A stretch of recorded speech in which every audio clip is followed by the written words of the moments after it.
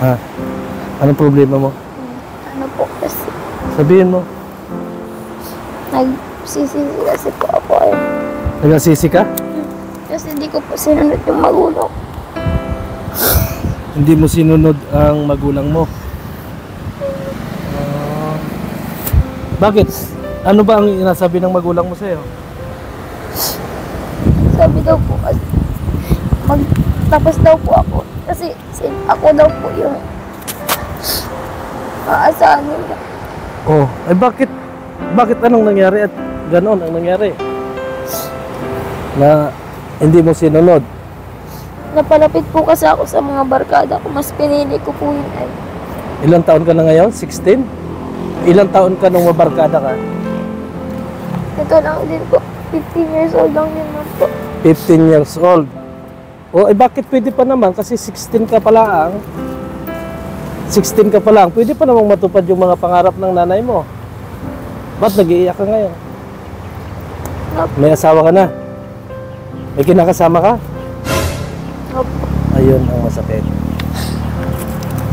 Ilang taon yung ano mo? Yung Ito na po yun. 20 na, live-in partner.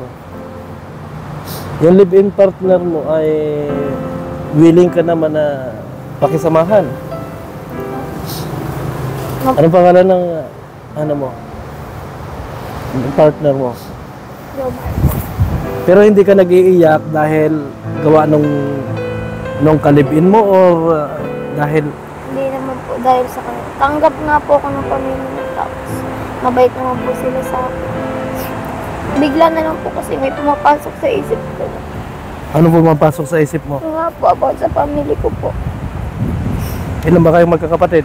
9 po. 9. Ikaw yung inaasahan ng magulang mo na ikaw yung makakapag-ahon. Pero hindi mo natupad. Kaya nandito ka ngayon sa tabing dagat, nag-aisa. Hindi naman talaga kami, tumambay kami dito kasi tuwing kakain kami, ay kakain kami, ay dito kami sa tabing dagat. Na ano lang ako sa'yo kasi nakatambay ka rito. Tingin ko ngayon ano mo, parang may ano ka oh. Apo eh. Depression ba to? Oh, parang nagit-git ka eh. Ilang taon nang mangyari to? 15. Nag-rebelde ka ba sa magulang mo o ano? Hindi. Ibig sabihin, nung itrinay mo ito, 15 years old ka. 1 year pala na nakakalipas. Dalaga ka pa noon. Ibig sabihin ko, wala kang partner noon. Wala ka ng balak na mag-aral ulit. Hindi po alam. Bakit hindi mo alam? Kasi po, kahit man po nag-aaral, kung ano-ano po tumatakbo sa isip. Anong unang-unang tumatakbo sa isip mo? Kasi, mahirap lang naman po kami.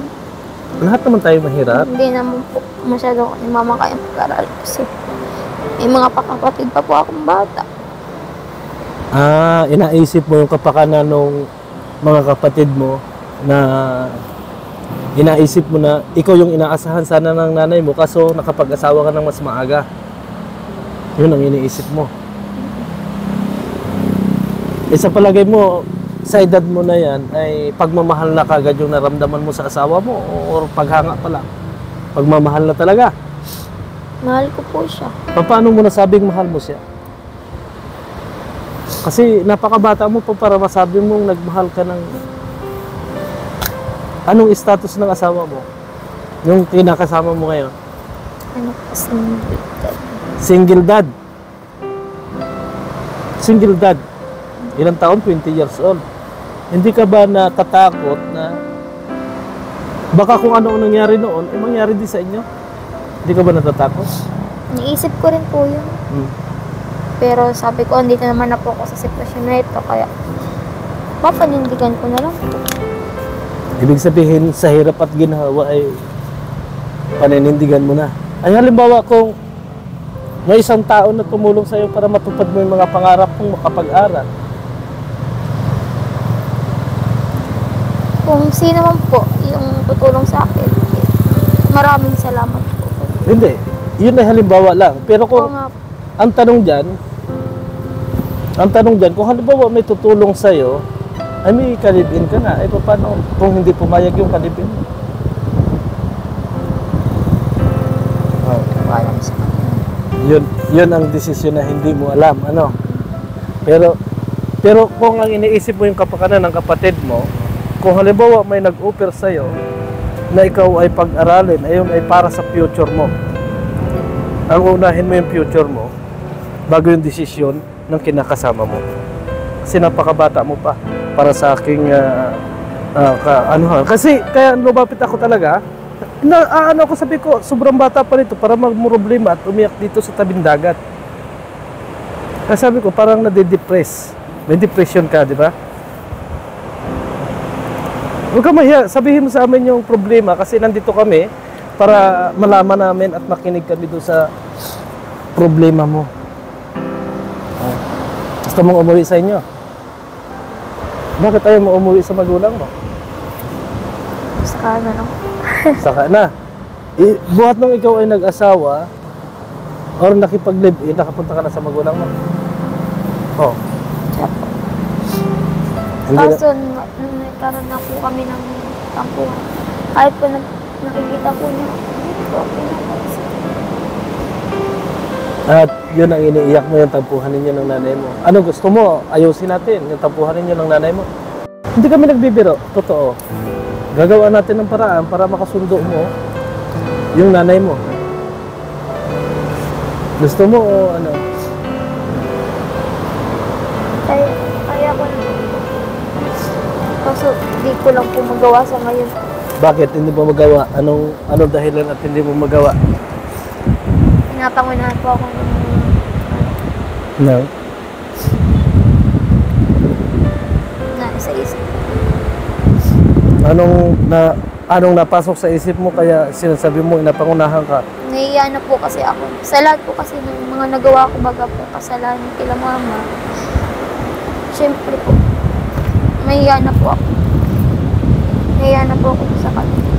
Kasi po, meron po talaga kasi kami nila mama. Kaya pag nakikita ko po siya, masakit kasi po para sa akin pag nakikita ko po yung magulang ko na masaya tapos hindi nila ako kasama. Tapos po pag pinapansin ko po sila pero di nila ako pinapansin. Parang tinalikuran na. Ang inaisip mo parang tinalakuran ka ng mama mo. Ang tanong ko sa iyo, naiparamdam mo ba na mahal mo yung magulang mo? Sa palagay mo lang, hindi mo naiparamdam. Di ba, sabi nga lang, kung anong ipinaramdam mo sa iyong sa kapwa mo, ipaparamdam din ng kapwa mo sa iyo. Ibig sabihin, kung ano yung pagbabaliwala ngayon ng magulang mo, ay ipinaparamdam lang sa iyo kung gaano kasakit yung ipinadama mo sa kanya noong panahong ikaw ang hindi nagpapansin sa kanya. Tama ako, mali? Tama. Paano ang paraan para maiparamdam mo uli sa magulang mo na mahal mo sila?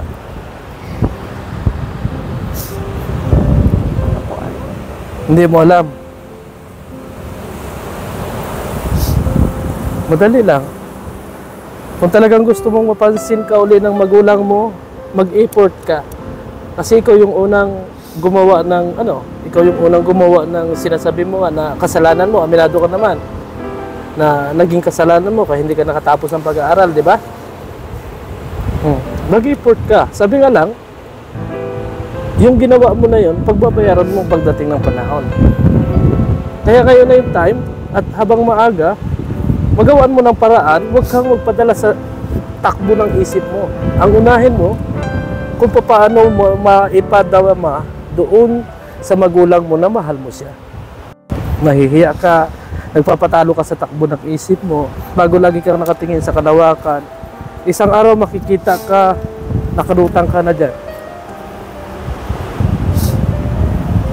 Gusto ko naman akong sumuko sa buhay ko eh. Pero, hindi ko po ano.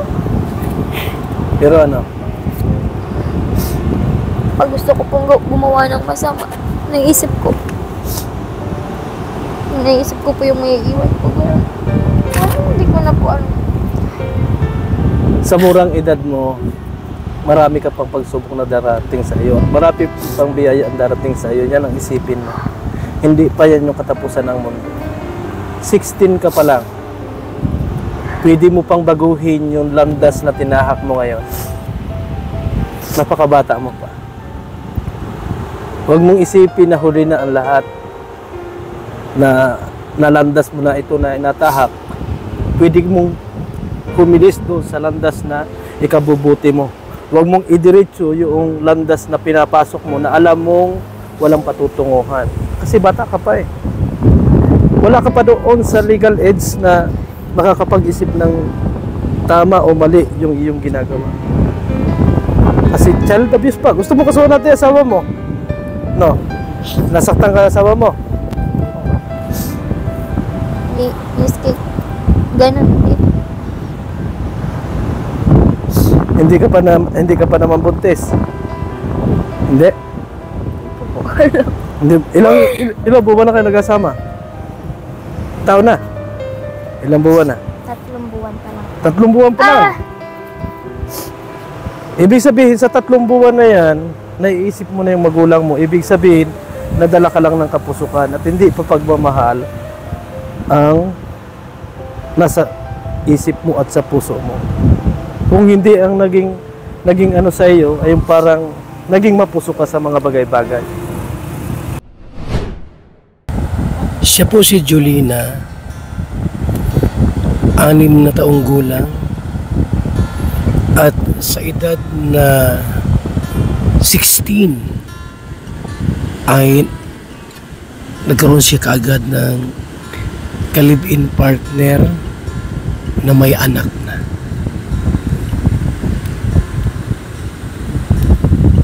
Kung kaya't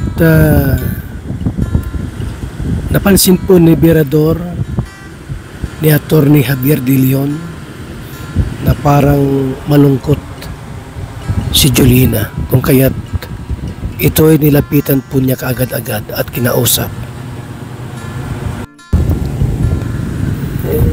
Si Jolina po ay mayroong mga kapatid. Nasa 8 po sila lahat na magkapatid. Ang sabi nga po niya, may mga payo po ang kanyang mga magulang na hindi niya po sinusunod. Kung kaya't siya po ay nalugmok sa barkada at agarang pagkaroon po ng live-in partner sa edad na 16 po. Sana po ay makinig siya sa mga payo natin at hanggat maaari po sana ay iwan niya ang lalaking kanyang kinakasama na nasa edad 20 sapagkat siya po ay napakabata pa. Sana nga po makinig siya sa payo ni Attorney Javier De Leon.